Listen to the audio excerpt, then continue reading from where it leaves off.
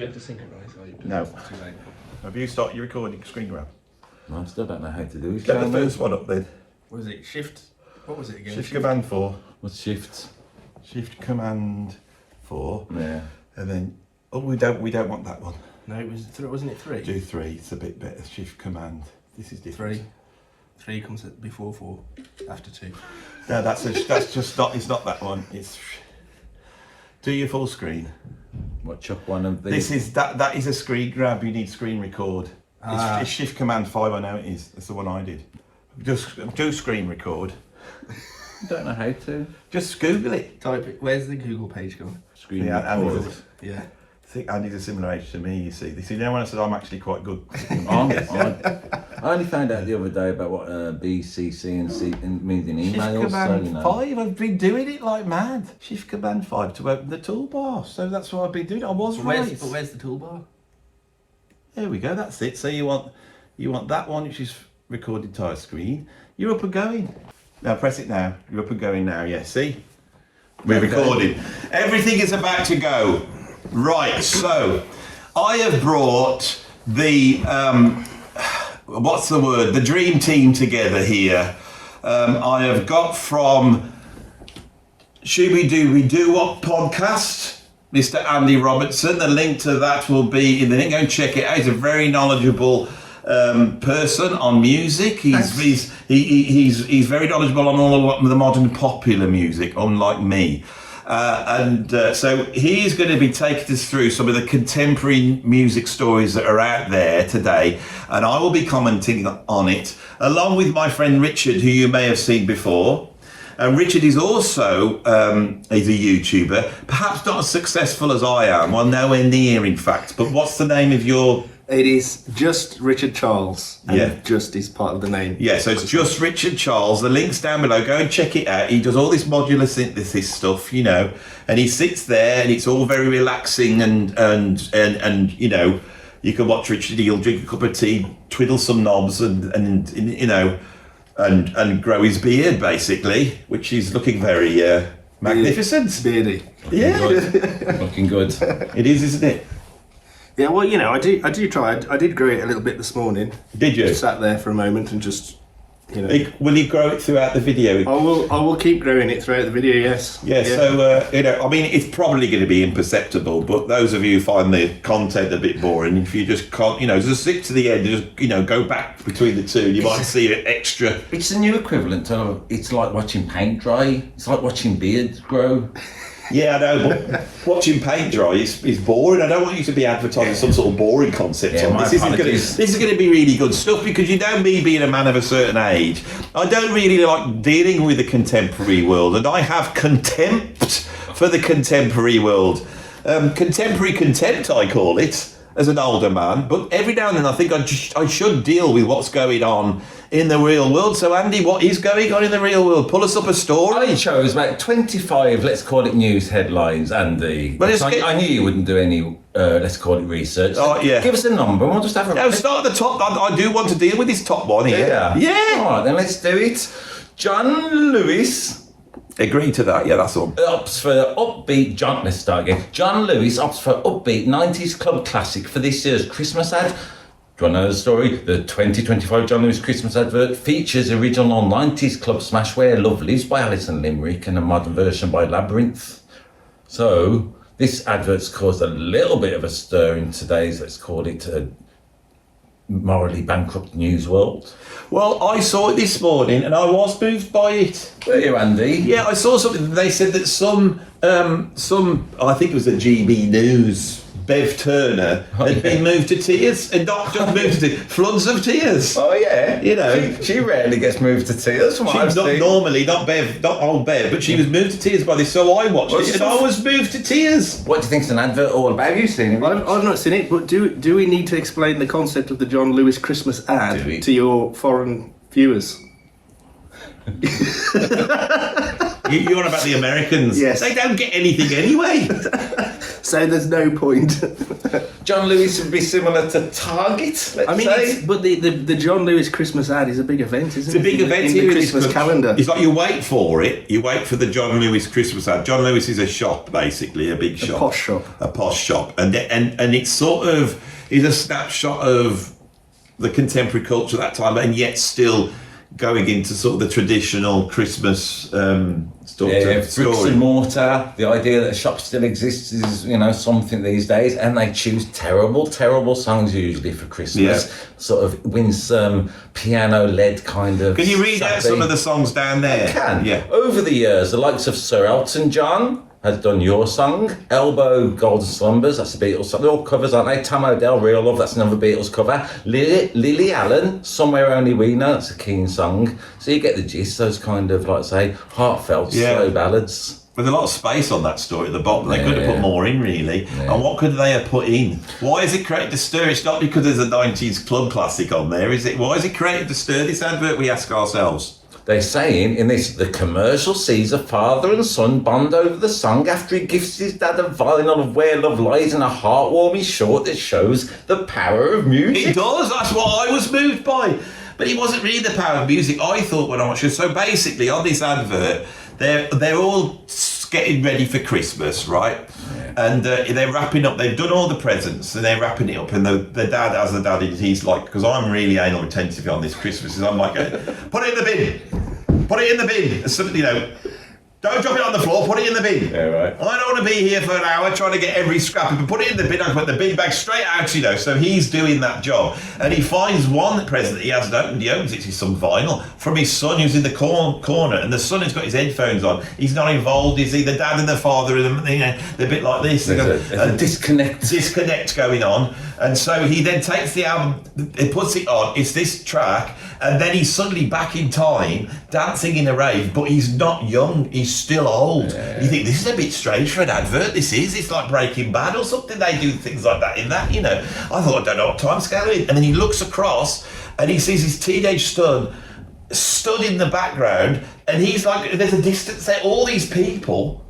And so he goes up to the son, and as he goes to the son gets younger, and then there's the baby, and he's holding the little baby. Almost like the old Athena poses when yes, the posters. It was like that. I'm a sensitive father. And the thing is that, so then it goes back to the thing, and he goes up to his son, and they go up to it, and they're a bit uncomfortable, but then they break that barrier because he's remembered. So I don't think it was a song. A song took him back to, I suppose, a time when his boy was born. Yeah. But the thing that struck me about this advert was that for the first time in quite a few years, that the thing about it that I noticed, the attribute, the sort of, I would say, characteristic, the thing that I noticed about it, which was noticeable in the fact that I noticed it, I suppose. Maybe I shouldn't have noticed it, I don't know. I did notice it, but I hope it doesn't cast any sort of negative thoughts from the audience that are watching this about me. If it's about race, Andy, then there's no chance that'll cause any, let's call it, moral outrage on the internet. So what I noticed about it was, unlike many of the other John Lewis adverts of recent times, they were a white family. Yeah. There was no mixed race people in it. There was no black people in it. Now, that's wrong, because in the club everyone's having a little dance. It's a multicultural club. That's true. There are. So that's it. Now, it's not the fact that I don't mind black people, getting involved with our Christmas here. I don't mind that at all. In fact, they contribute quite a lot. Not as much as, say, the Germans do. I mean, the Germans have provided us with trees, Christmas tree decorations. And the markets. The German markets. I mean, the Germans are just, and they... Not the black markets, is it? That's a different shopping thing entirely, isn't it? I've been shopping on the black market, on the dark web. It's terrible how all these bad things have the connotation of dark colours. Like, no wonder the black community gets so upset with our bloody, systemic racism we got in. And at Christmas, there's a lot of systemic racism, really, if you think about it. You've got it. So, I got no problem with having some black people in an advert at Christmas. It's just the fact that this wasn't pushing that. I think the fact that it was just a normal family, when I say normal family, not normal is that they're white. I don't mean, this is the whole problem. We can't talk about it. We need to forget about it. Just forget about it. I don't know why I brought it up for. No. As the synopsis reads, if you can't find the words, find the gift. I've heard a lot of people talking. Andy, they didn't have your take on this advert. They said this is all fantastic because it brings in, let's call it the artifact of vinyl back in the no. Oh, who cares about that? Who cares? All right then. I'll go get some vinyl. Do it. I like the John Lewis ads of the past where you'd have like bears and rabbits and otters all coming together, Mind you, sharing the Christmas spirit. He would have gone off notice. There's no weasels in it. There's no weasels in the John Lewis Christmas ad. There's no warthogs. I purchased this recently, if you want to go about vinyl. Now, if they'd have had this in the advert, we'd have been talking a masterpiece. This is, of course, Dennis Waterman's second album, not the first one. No. This is the second one, which is simply called Waterman. And it's an absolute fantastic record. It's got all some... I'm just going to push it here if you're after a Christmas gift, because if you get onto eBay, even though vinyl is going up in price as we look, you know, and this is the point, you know, I'm sure that record, Where the Love's Gone or Where the Love Lives, is going to be shooted up in, you know, people got an original 12-inch. John Lewis is selling a limited edition black, Why do they have to say, they're always at it? 127, 12-inch vinyl version of Alice and Limerick's Where Love Lies, Yeah. Labyrinth's version. And that's going to be expensive. So if you do want to splash out on you know a piece of vinyl that you're not your dad, I'm talking about probably your great granddad might appreciate, go and get this. Right, it's called Waterman. It's got some great tracks on. It's got Smokey Joe on it, Heartbeat, Growing Old. They'll like that one. Yeah. Something called Love for those who can't remember it. You know, Cockney Cowboy, and that's what it is there. Now, if you look at it, you know, I've made much of this, but this would be my suggested Christmas gift for you. As you can see, you know, Dennis Waterman there on the front. Have you seen there? That's good. It's a lovely shot, isn't It's a it? lovely shot. On the back... Do you think he inspired Michael Jackson, or was Michael Jackson? Yeah, I do. This is why I bought the album originally. When I was doing my research into Michael Jackson, it was this cover that I thought, well, there it is. Of course, it's Dennis Waterman that Jackson was a big invented fan it. of Waterman, wasn't he? Yeah. On the back, he's sat in the garden. I mean, the thing is, bloody hell, I've dropped it. That's Christmas ruined. He's taken a risk out in the sun, isn't he, old Waterman? Like that. And I think that's why he does look a bit grumpy. But on the back, he's got this... It's a suggestive stick holding. Look, Richard. Good Lord. You see what I What's he mean? doing with that? I don't know. It could be good for you. Look at that, everybody. Yeah. What's he doing? Dennis Waterman there. Do you know what I think he's holding that there for? I think he's trying to make out his cock's that big. Blimey, dot the I's and cross the T's. That's what I think, everybody. Yeah, alright. Everybody, that's what I think. Alright. His big ginger cock. Dennis Waterman's big ginger cock, everybody. That's what it's all about. That's what you've come to watch, isn't it? I'm not normally rude on this channel, as you know. I don't be rude normally. But then sometimes you think, well, I don't want to be rude, but in the end, is it worth being rude over? I get it. And I think even if I just say this, it makes me laugh inside. The fact that we've done a video, these two guys could go home, and when they're asked by their relative partners, what did you do? I did a video today with Andy Edwards. Did he mention anything good in it? Yeah, he did actually. He mentioned Dennis Waterman's big ginger cock. Absolutely. This is becoming a theme. Last time I came around here to do a video, You? it was somebody else's cock. Lars Ulrich's. Yeah. But that was small, wasn't it? Yeah. You see that video? No, I haven't seen it. I called it. I'll be doing that I said. I found this photo, and Lars Ulrich, you can see his tallywhacker, and then he said, "Comedy genius." He said, "Shouldn't it be called his metallywhacker?" Very good. Old jokes, everybody. I'm been around so this YouTube now. I'm now starting to bring the old jokes in and mingling them with the new jokes. Why not? It's Christmas after all. Well, then that's that one done. All right. Let's move on to the next one then. Any order in particular? Do you just want to... I'll just go from the top. I just do it from the top because they can see it. I'm going to go for this one. Florence Welch of Florence and the Machine claims a group of psychic cats comforted her as she wrote her upcoming album. Okay. Did you know about this story? No. Yeah, I don't know why you're even here. Florence Welch claims a group of psychic cats comforted her, as it said in the title, following a near-death experience linked to complications from a pregnancy loss. Let's tread carefully over that. The 38-year-old singer said the mysterious visitors appeared during one of the lowest points of her life. On this record, these cats started showing up, multiple cats. That's what she's saying. Well, this resonates with me as a story. Go on. Have you had cats visit you? I haven't, but my mum has. I see.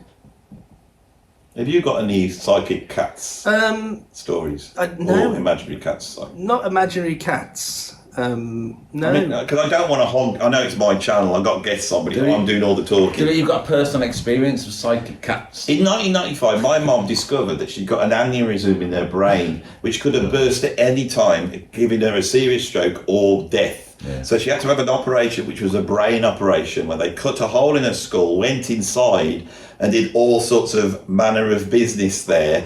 Got hold of the little aneurysm that was in, which is actually quite big, and they put like a metal thing around it and tie it off in a little bit like you would maybe with a lamb's tail if you wanted it removed, you know.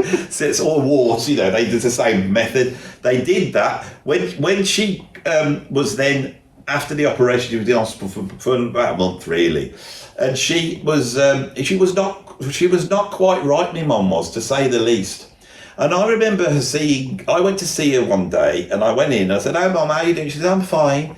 I said, "Did Dad come to see you?" And she went, "Yeah, your dad came to see me this morning. We had a chat about this." She told me all about that. And she said, "Also, Tiffy came to see me." Now, Tiffy was our cat, and I said, "I don't think Tiffy's come to see you, because Tiffy would not be able to get into the hospital, because of course they got sort of security." Yeah. And she said, no, she came up against the window. She said she was lying there, and she looked, and Tiffy came up and stuck her head up and started to tell her about all these things that are going on. And I said, "What, she was speaking to you?" And said, "Yeah, she was telling me all sorts of things." And I said to my mum, "What did her mouth look like?" Because I don't think a cat's mouth is like designed to. A meow is, this is a true fact, a meow is a cat emulating the human voice. It's not a tigers don't meow because they don't want to emulate a human voice. That is what a cat thinks we sound like. They sit there with the humans and they go, "What are they going on about?" That's why they do it. But if they had the right sort of structure of mouth, they would say words anyway. And I tried to get this across to my mom, who had no hair at the time and a great big thing on her head, and was looking at me in a very sort of confused and lost state. Yeah. But the cat was visiting her and talking to her, and she told me in great depth about it. And even now, she said she can remember it as clear as day. What did the cat say? Well, the thing is, what cats do when they come and see you like that, it's either going to be a message of doom or comfort. I take it was comfort. Yeah, I think Not so. doom. Yeah. Not message of doom. No small talk. No. All right then. So your mum is what we've come from this story is your mum is a little bit like Florence Welch. She's not that posh. No. Is there anything? Let's do another one. That's good though, isn't it? Bit of personal. No, I'm glad. I mean, the thing. Yeah, I won't say anything about her being posh. I'll be off here in about half an hour out, won't I? What about Florence of the Machine being posh? Don't even mention the fact that she's posh. All right then.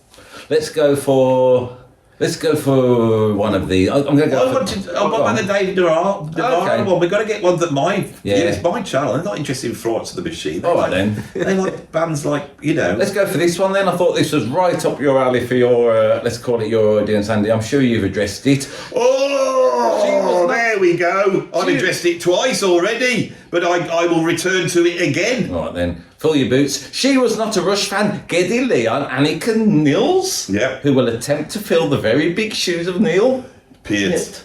What do you make of that? Geddy Lee says new Rush drummer Annika Nils did not grow up a fan of the band, but she's shining in the role. Well, the thing I find strange here is that if you go to the top of this story, I find it hard to believe that Neil Peart, he discovers he's dying, and he says, "We've got to keep it a secret." Yeah. And the band says, "Well, we can't keep this a secret. You're a very famous man. You're much loved. I want you to keep it a secret." Well, why should we, Neil? Because if you do keep it a secret successfully, when you die, in the will, I will leave you my very big shoes. Have you got some very big shoes? Yes, I have. Why would you have those? Because you've got standard feet. You cannot play the drums with big feet. They won't fit on the pedals. So I'm asking myself, why did they leave the big shoes to Geddy and Alex? And why is Anika going to fill them? And how is she going to fill them? Doesn't seem fair if she's got to fill big shoes, does it? If she's not, let's call it, naturally equipped. Well, you know why he had the big shoes, Neil Peart? No. He was very... Was it because of his massive cock?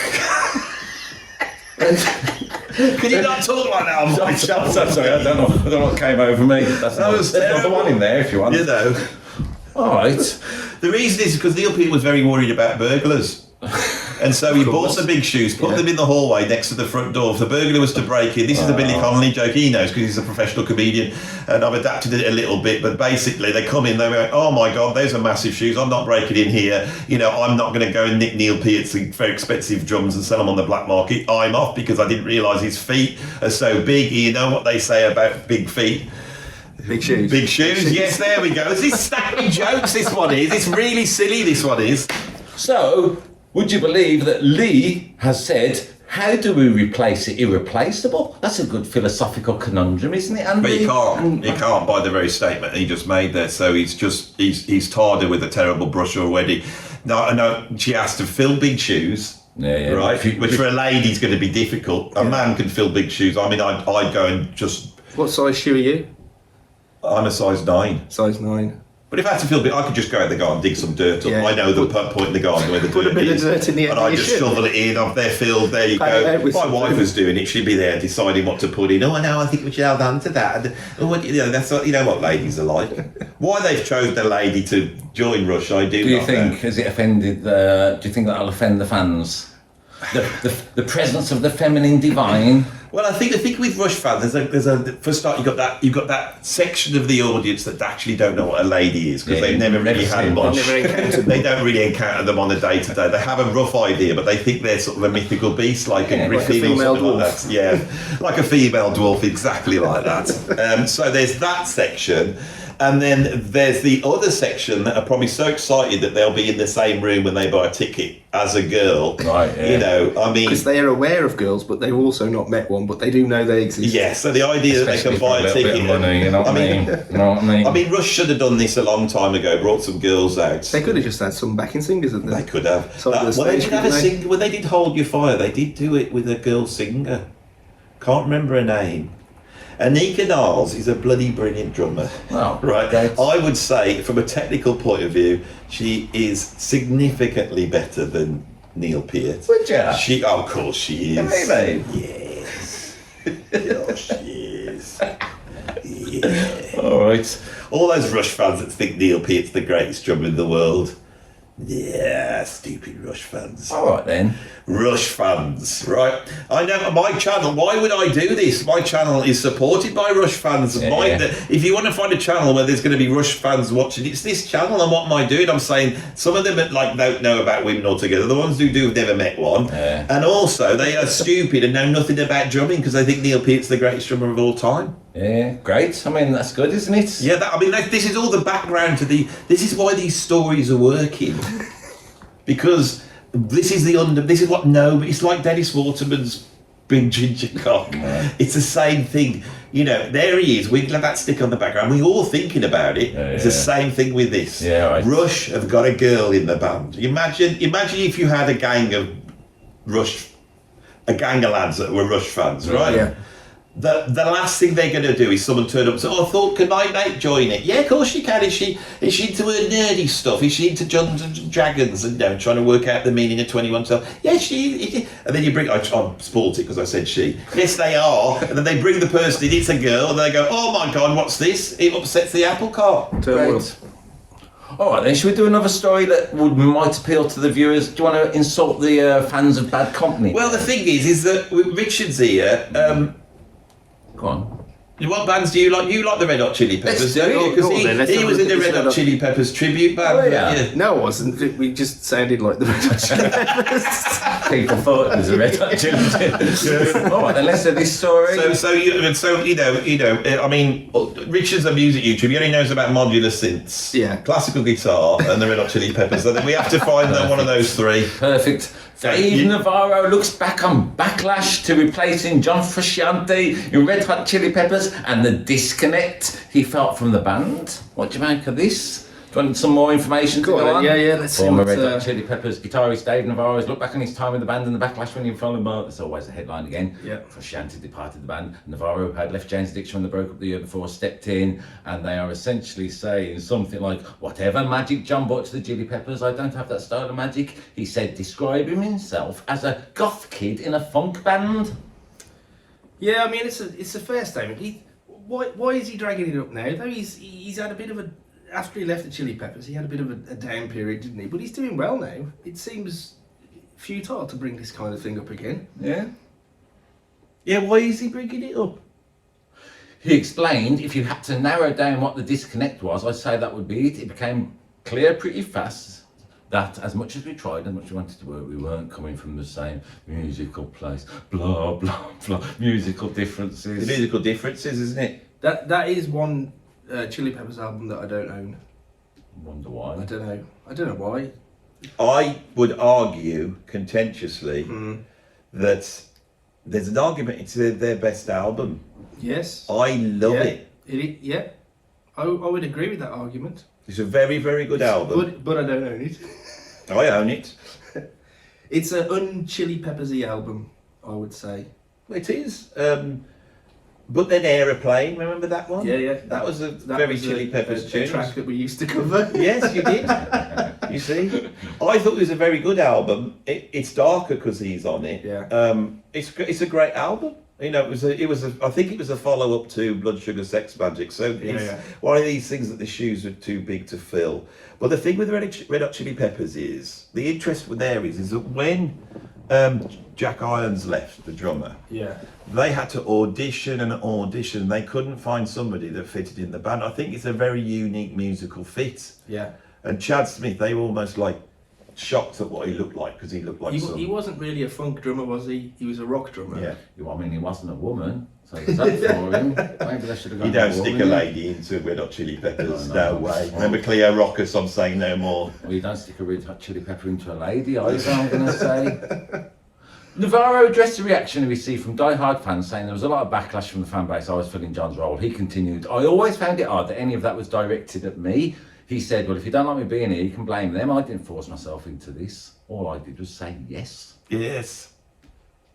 Let's go for a random one. Yeah, go for a random one. This is a good story. I thought might be good. This is from the BBC. Do you trust the BBC? Have you mentioned them? Look at this one. I didn't believe my music teacher was Hitler's pianist, says Liz Stevens. She took up piano lessons. Her tutor, Walter Hambuck, was recommended to her by a classmate. Hambuck gave her weekly lessons, and would you believe later in life she discovered her music teacher had in fact been Adolf Hitler's pianist. There he is. Look at his face. Walter Hambuck. Look at these eyes. Yeah. So what do you make of this story? Andy used to do a lot of teaching. What do you think Ronnie people... Barker, doesn't he?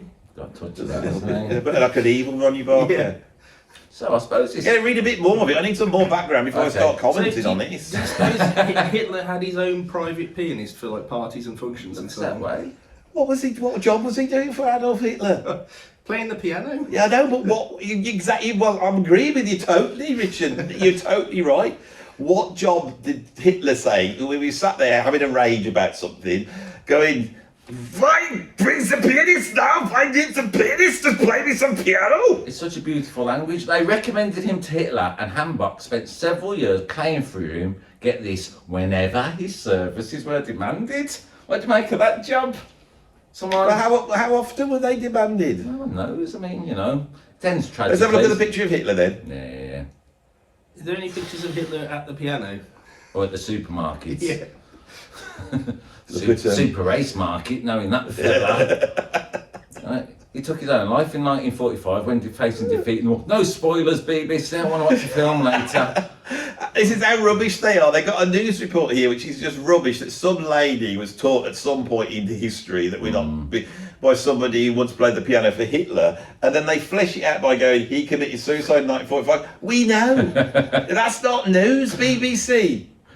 One of the reports stood out. The local music society had appointed a new musical director, blah, blah, blah. His name was Walter Hambuck. I thought he was German or Austrian. And then she looked through the archives more. There was a moment of shock and delight at the details of the link to Hitler. Shock and delight. Delight? What would you have delight at that for? I don't know.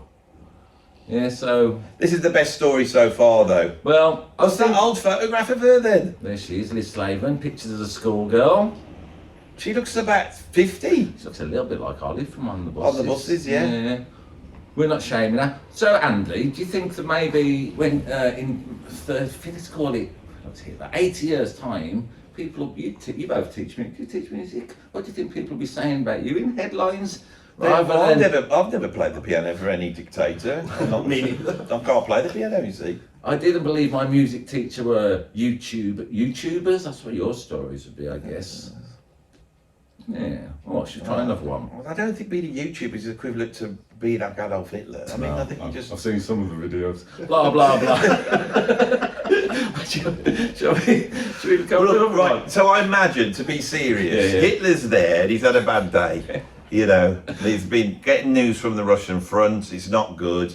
You know, they're not getting anywhere.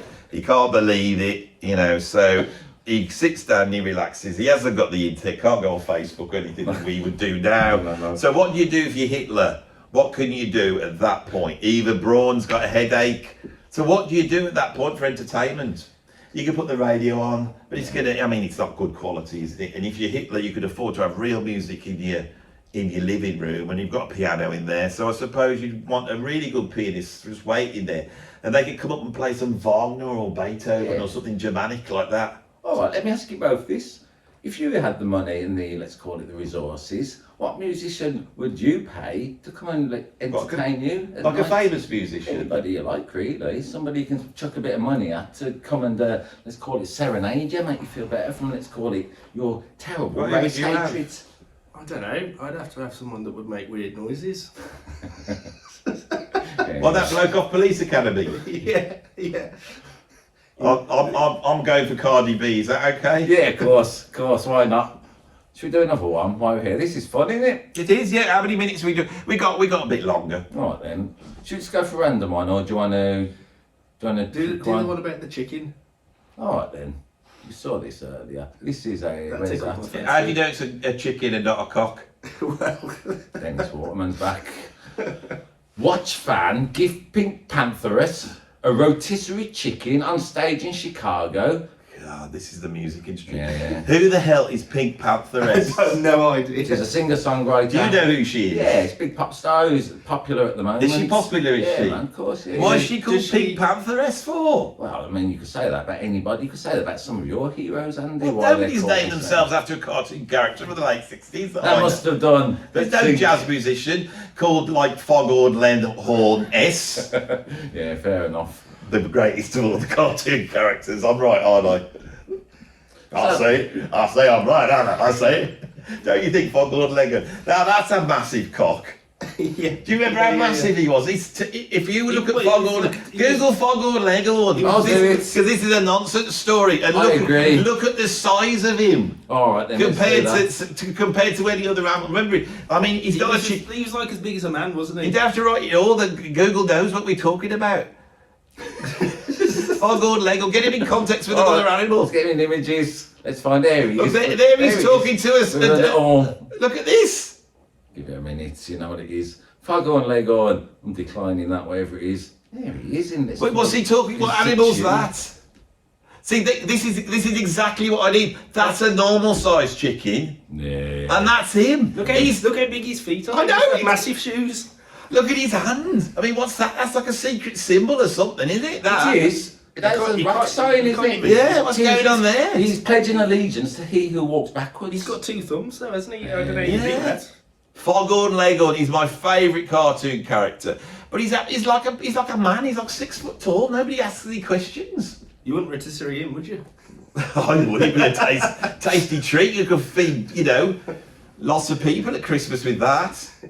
Oh, as you said, I Have think you seen the sort of theme that's run through this one? There's a lot. A lot of this just shows that there's no real music news. I'm going for random. Go on then. Slow news. UB40 would still love a chance to do a Bond theme. I bet you would still love the chance. They're saying they recorded one back in the day and it was never used because they didn't finish on time. That's their fault, isn't it?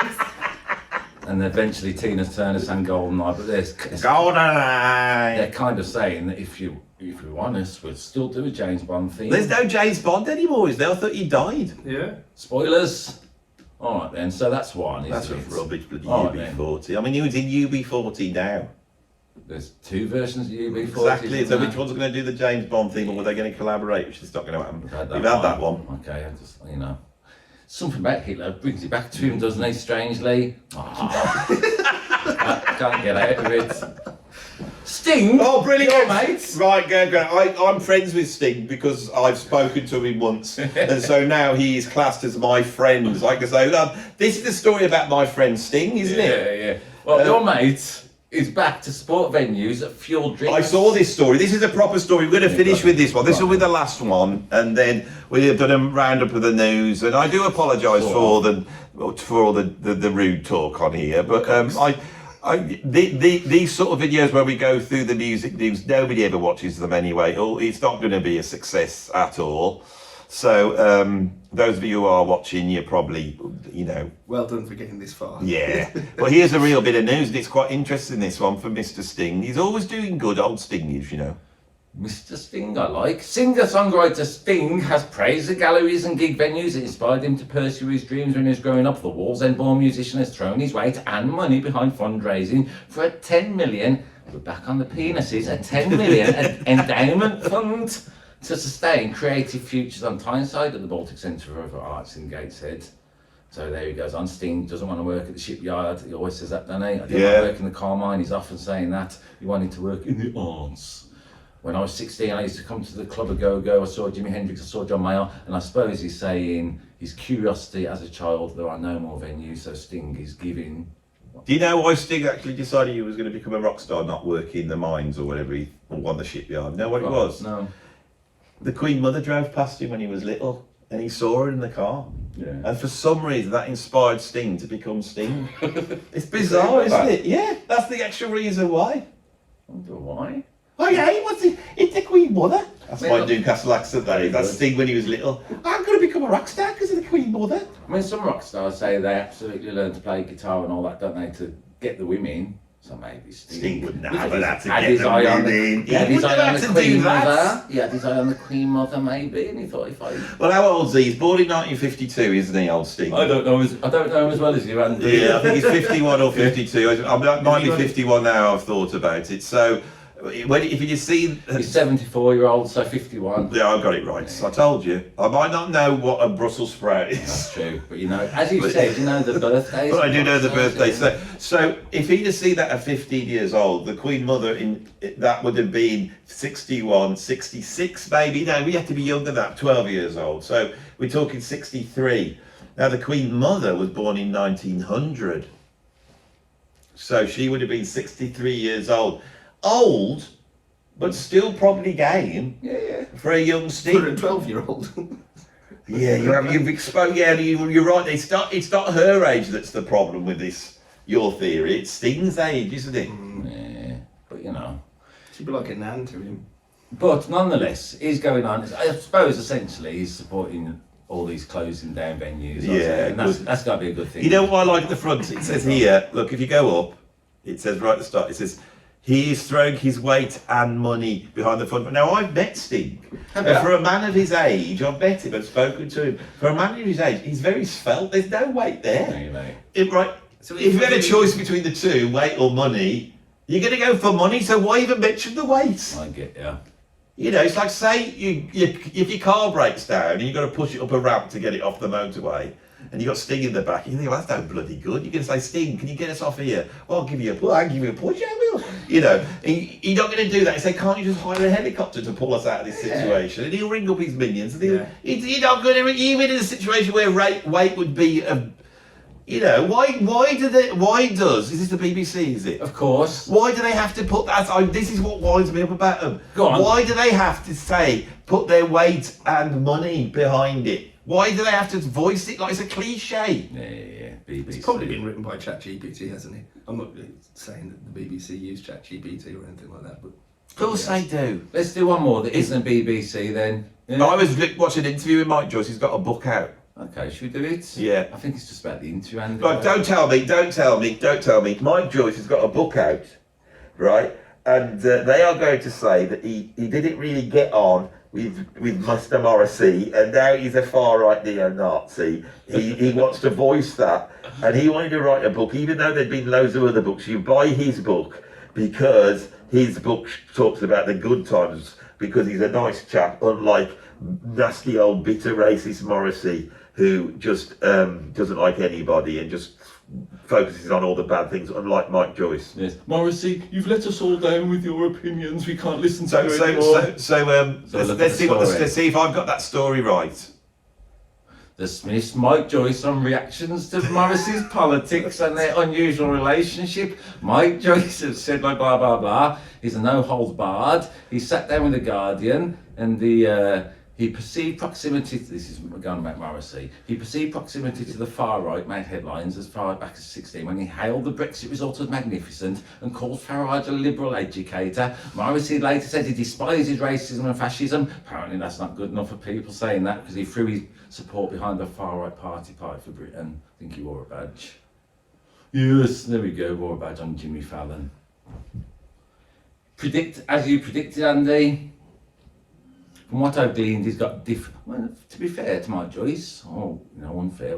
From what I've gleaned, he's certainly got very different politics to mine.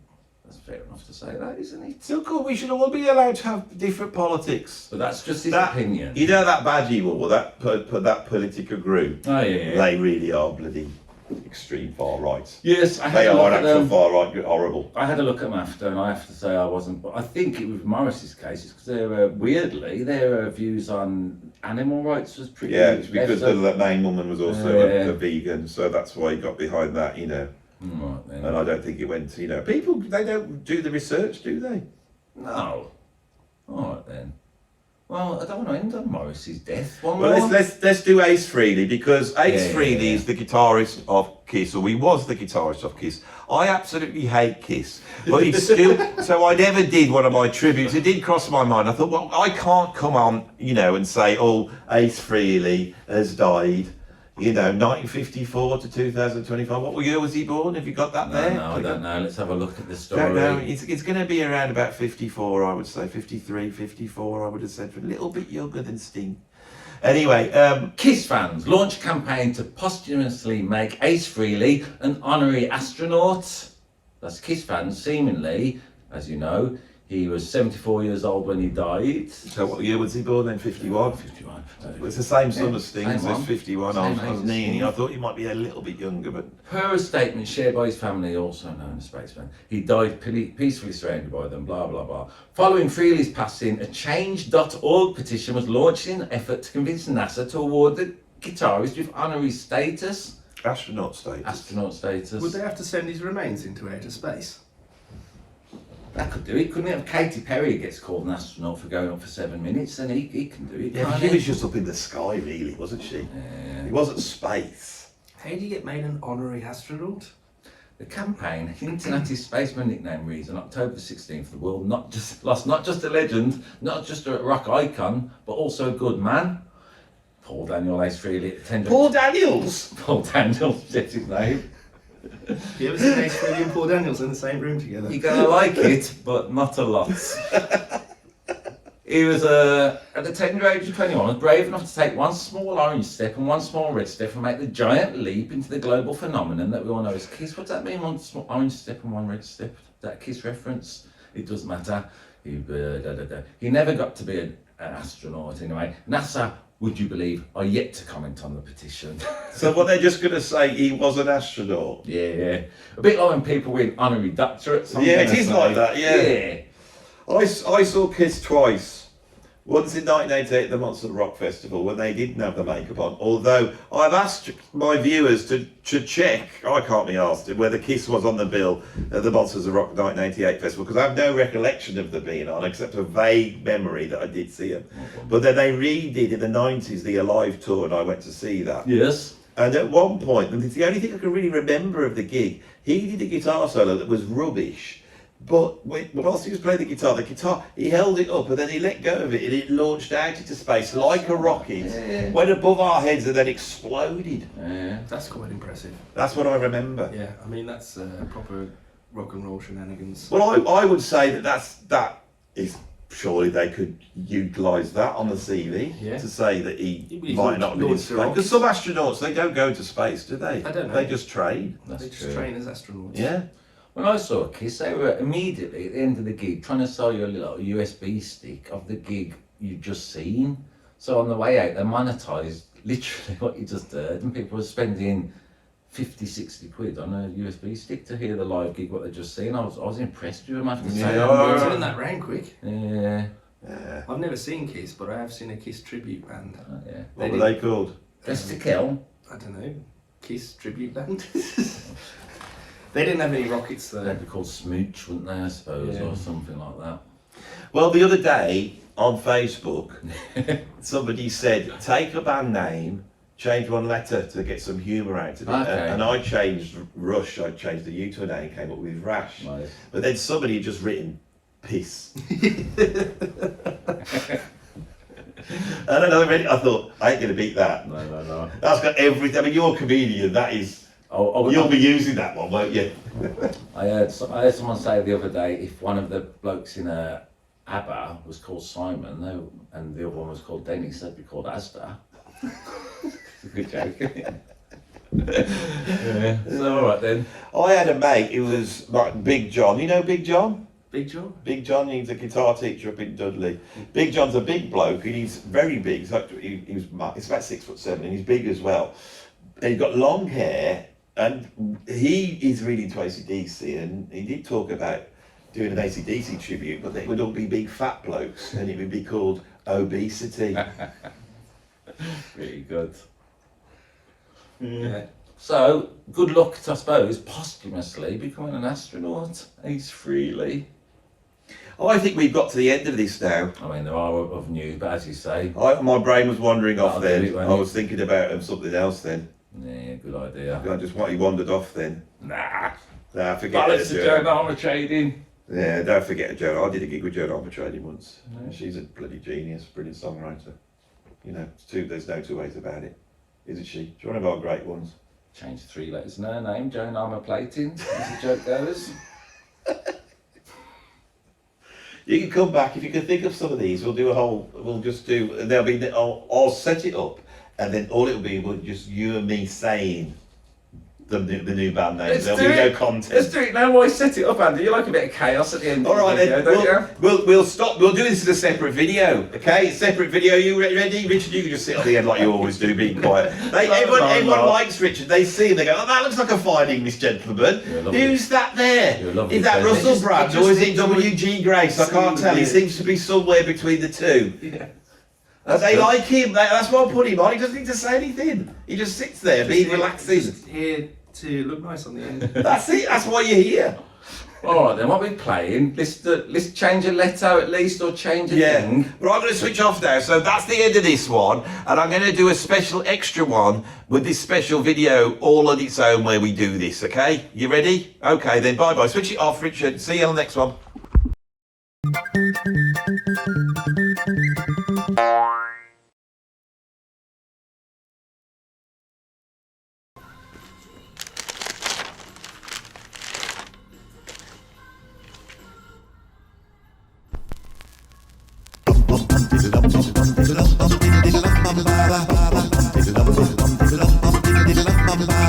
My name is Ethel the Frog, and I'm a frog, frog. He's a frog, a little frog.